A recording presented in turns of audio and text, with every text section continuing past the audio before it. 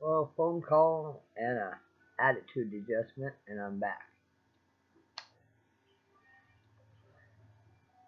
Anyway, we got back to California. We stayed with my parents until I got the finances together to get us a place to live, and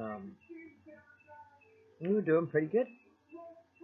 And then he came back to California, of course, and he started to want to see the kids, of course. So I let him see the kids and so on. Staying with my parents, he only got to see him when he was at my parents' house, which was okay. I didn't realize that he would see his own kids as victims, you know.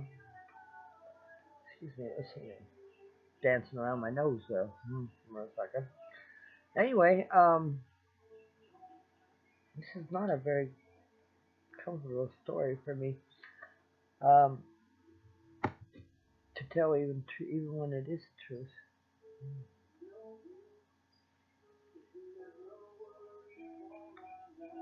I got to where I couldn't maintain a home, and I couldn't take good care of my kids because I kept disappearing and stuff, and I kept this isn't right. I'm gonna have to think about this for a little bit. Hang on.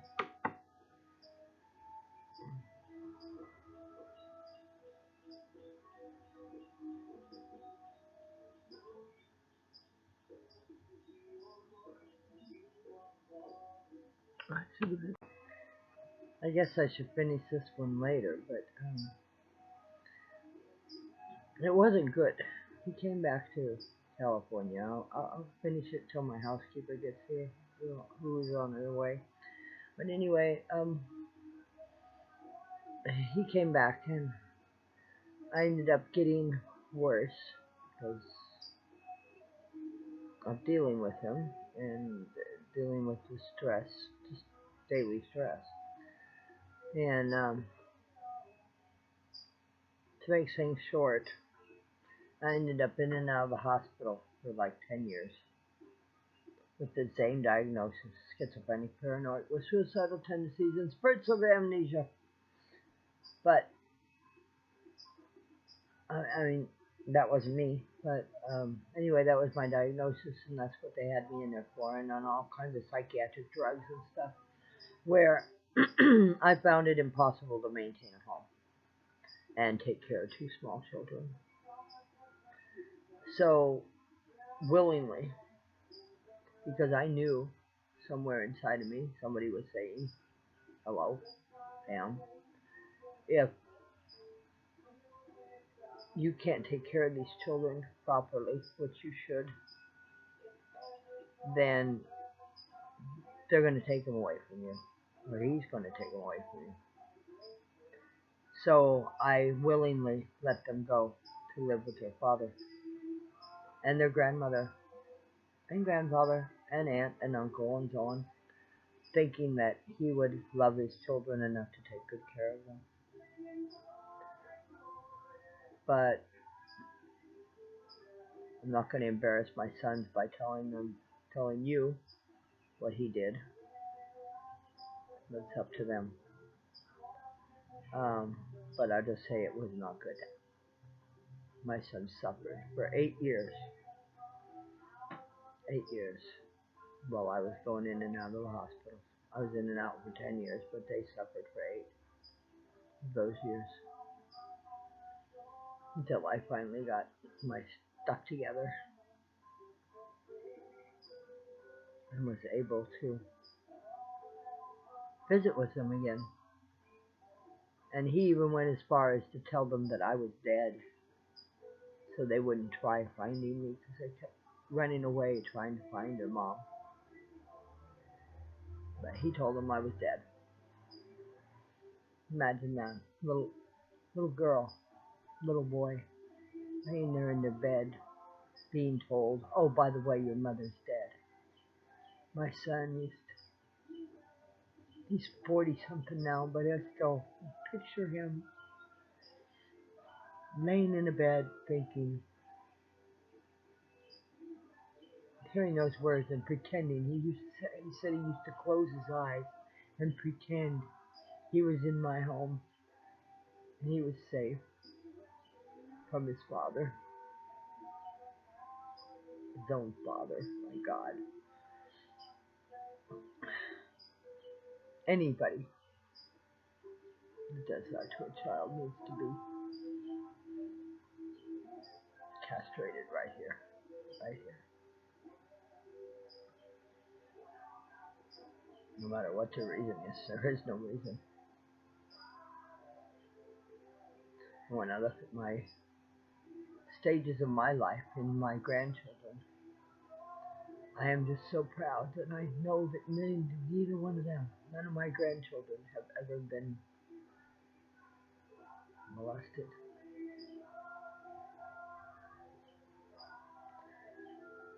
Both of my sons are single fathers now, and they're doing a wonderful job of raising their children. They know what it is to watch for. They know how the children act. They know how they felt. They know how I felt. I know how they felt. We share parenting, and my grandchildren are doing very well. Their mothers are still in their lives, but at least with the younger ones, not very much. But the older one, she's old enough to protect herself in a lot of ways now. And she does. She is she's my little, I call her my angel baby. I always have. And she is what I see now when I see her. I see what I could have been. I could have been educated. I could have been loved. I could have had that gleam in my eye about a boy that smiled at me or held my hand. And I'll watch her as she grows and she falls in love. She starts a family of her own.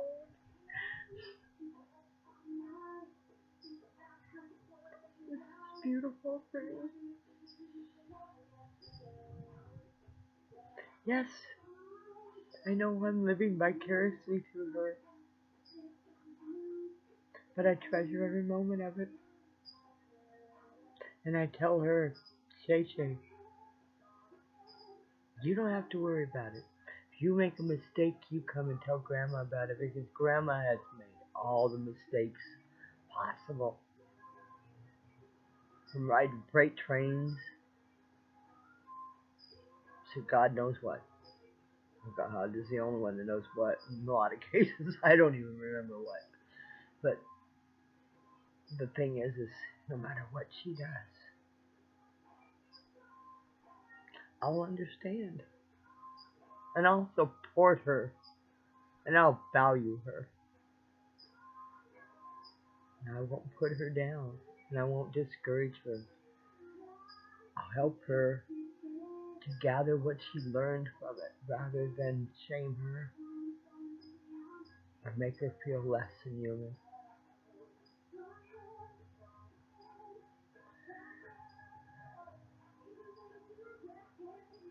I'll be there for her.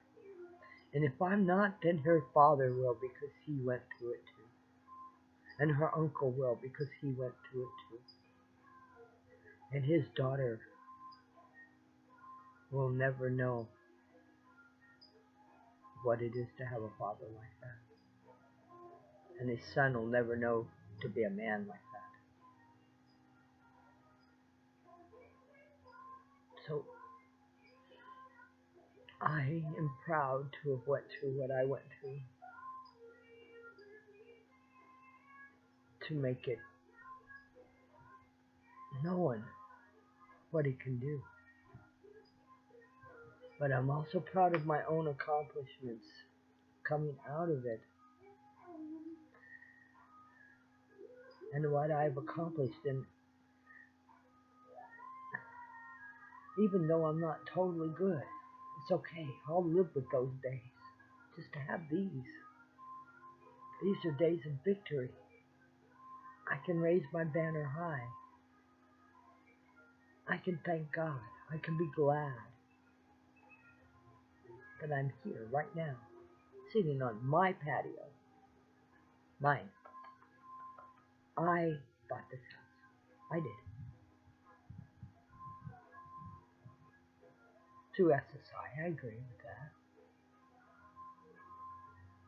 But I used the money that they gave me for the right reasons. And the car that I drive, my friend co-signed for it, but I make the payments. And it's a good car. It's one that I can depend on. Thank God, it's the best car I've ever had in my life. But, I mean,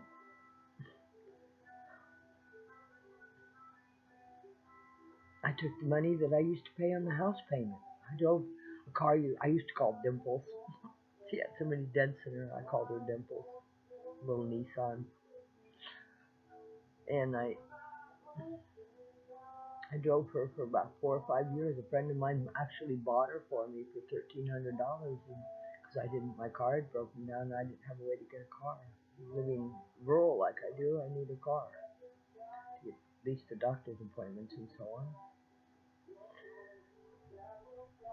So when that car broke down, I didn't have any headlights, no tail light, it had tail lights, but no headlights, and it didn't have any turn signals, and it didn't have any power steering, but the air conditioning ran, and the tires stayed up, and the car started, and I drove it. But I decided, I almost got into a bad wreck one day, and I decided I needed a decent car. So I called my friend, and I asked him if he would help me, and he did.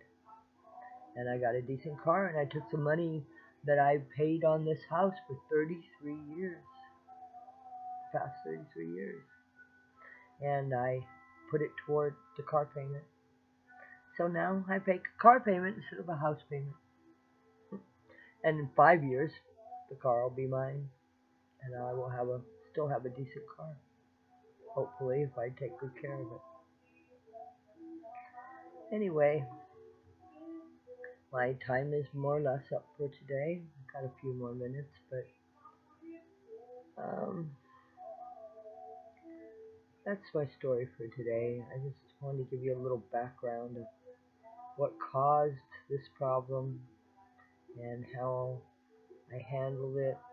And there's a lot more to say, but there isn't enough time. Have a great day. God bless you and keep you always. In Jesus' name, amen.